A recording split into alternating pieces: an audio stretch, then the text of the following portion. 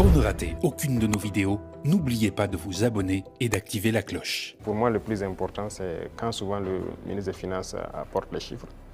Il dit, bon, c'est très bien, mais j'envoie quelqu'un, va au marché, tu vois, ce qu'on appelle en Ampamoré. Ça coûte combien une boîte de maïs, ça coûte combien une boîte de mil.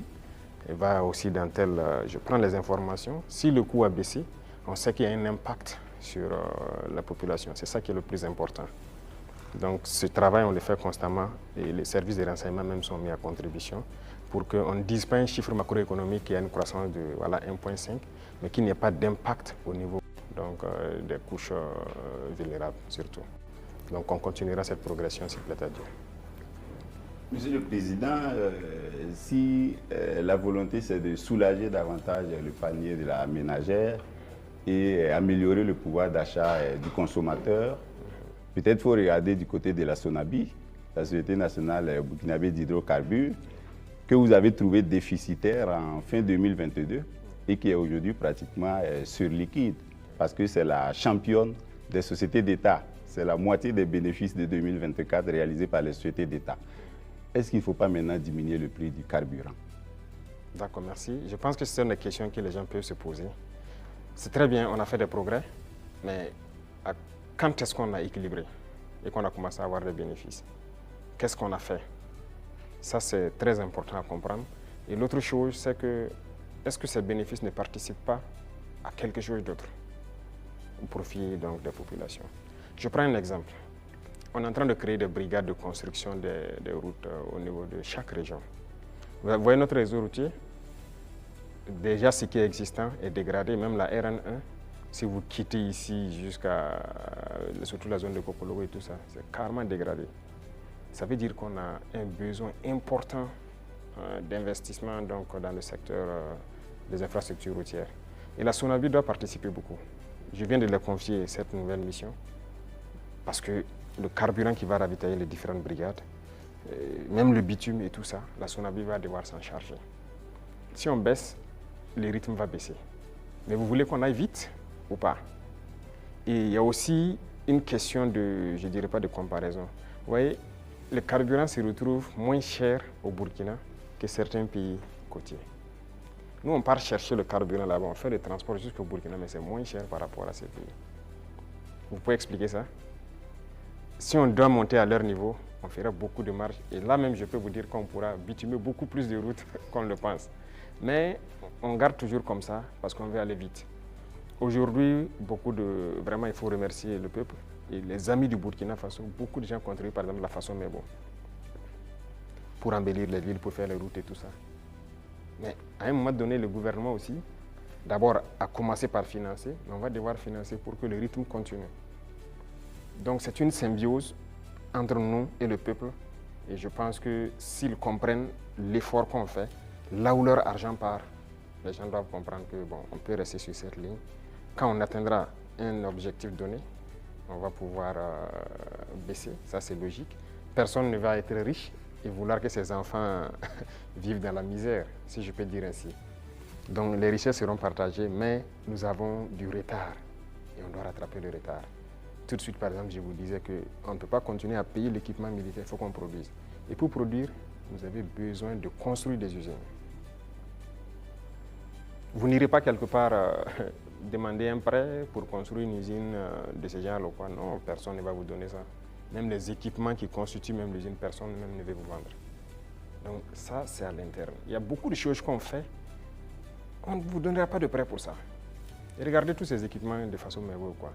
C'est combien de milliards? Ce n'est pas le prêt de quelqu'un.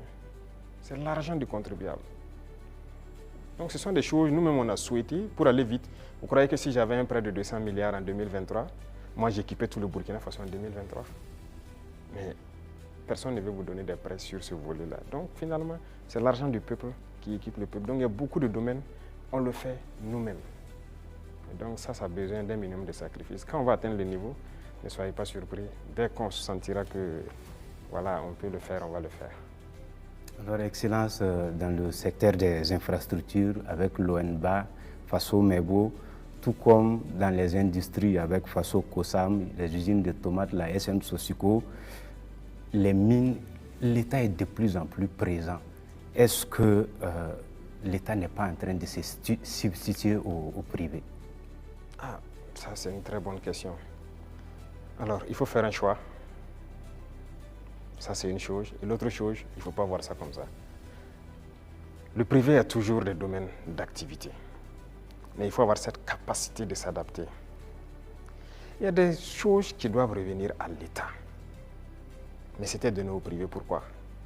Bon, nous, on n'a pas d'élection à financer, on n'a pas de compte à ouvrir ailleurs pour sécuriser quoi que ce soit.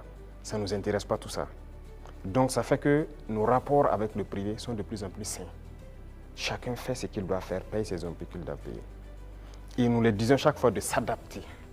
Quand on prend le secteur minier, moi j'ai rassemblé les opérateurs, je les ai dit, investissez dans les mines. Beaucoup n'ont pas compris. Il y a un en tout cas qui a commencé à investir. Et je pense que dernièrement, je l'ai reçu et indiqué, moi je l'ai ouvert les yeux, qu'il ne savait pas qu'il y avait l'argent là-bas. Pour lui, c'est l'import-export. Il dit l'import-export, vous ne faites que sortir nos devises. Et le peuple ne travaille pas. Ça, c'est un exemple. Donc, il est en train de se muter un peu. Moi, le ministre de l'Agriculture, vous vous souvenez, il a fait des sessions à Bobo, il a rassemblé les opérateurs économiques quand on voulait lancer les Bagré-Pôles et tout ça, la relance de l'activité, l'offensive. Mais je peux vous dire aujourd'hui, personne n'a investi. J'ai dit d'accord, j'ai fait faire le point de bilan de l'offensive, puisque nous sommes en 2025, au ministre, et la part que le privé devait prendre pour investir dans nos pôles de croissance, je lui ai demandé quels sont les privés qui ont pu investir dans la terre et tout ça. Il dit personne. C'est ceux qui étaient déjà dedans les producteurs de semences, ces trucs qu'on a d'ailleurs encouragé, les coopératives, c'est eux qui ont continué. Mais les grands opérateurs, je lui ai dit, oui, il ne faut personne. Il dit d'accord, très bien. Ne soyez pas surpris que demain je dise personne ne prendra de l'argent pour amener à l'extérieur pour payer du riz venir. Vous investissez pour cultiver le riz. Il faut savoir muter. Il faut savoir s'adapter à l'idéologie de ceux qui dirigent. Donc le secteur privé aura toujours quelque chose à faire. Mais il faut s'adapter au contexte. Parce que si on laisse tout aux mains du privé, il n'y aura pas de pays. C'est ce qui était déjà là. Quand on prend le CCVA, lequel d'entre vous n'a pas de véhicule qu'on contrôle? Vous osez prendre votre véhicule rouler sans visite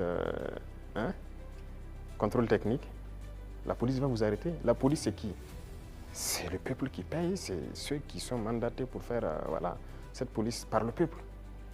Si la police doit contrôler des véhicules pour vous obliger à prendre la visite technique, et cette structure appartient à un privé, a été privatisée. De l'argent, je dirais gratuit, privatisé. Vous trouvez ça normal? La Socico, c'était privatisé. Beaucoup de sociétés sont privatisées. Mais ça peut faire rentrer de l'argent pour l'État et que l'État doit travailler pour tout le monde.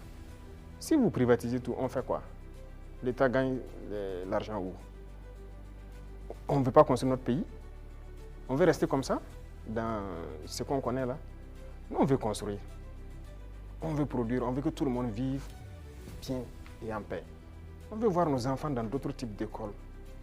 On veut que notre pays se développe. Et pour ça, l'État doit être responsable et prendre ses responsabilités dans certains domaines. Même le secteur des mines, on est en train de racheter. Il y a les deux premières mines qu'on a décidé de racheter, ce n'est pas qu'on a retiré, on a racheté. Et vous avez suivi, c'est près de 100 milliards. Mais c'est l'État qui a payé pour racheter ces mines.